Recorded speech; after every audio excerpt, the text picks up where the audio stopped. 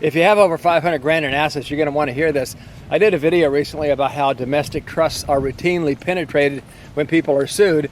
And somebody said, well, what gives the judge the authority not to follow the trust laws? It's almost like people think that the judiciary is some kind of this perfect system where judges are like pre-programmed robots. They all read a book and they have to follow the same rules. Well, it doesn't really work like that. Judges are human, and results-oriented judges will rule according to their gut sometimes and not necessarily what the law says.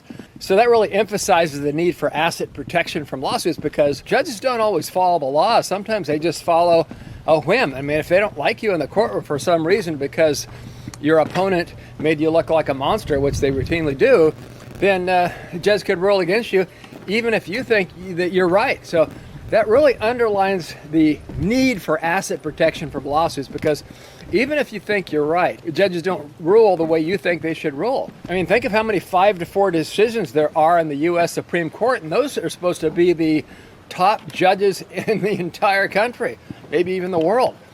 So protect your assets.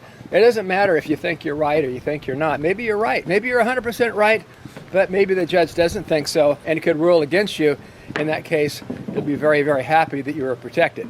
So that's why we say, if you have substantial assets, set up a trust, an asset protection trust. It should be an international asset protection trust in a place like the Cook Islands, Nevis, or Belize. We like Cook Islands the best. I have a Cook Islands trust for myself. I'm the CEO of Lawyers Limited law firm based in Washington, D.C., at my home in Florida right now. So set up an asset protection trust, protect yourself, and even if the judge gets it wrong, you'll still be safe. And if a judge is bent on getting a certain result, believe me, they will. We'll cap it off with this. What's the difference between God and a federal judge? God doesn't think he's a federal judge. Subscribe for more. Want to see you again. This is The Business Guy.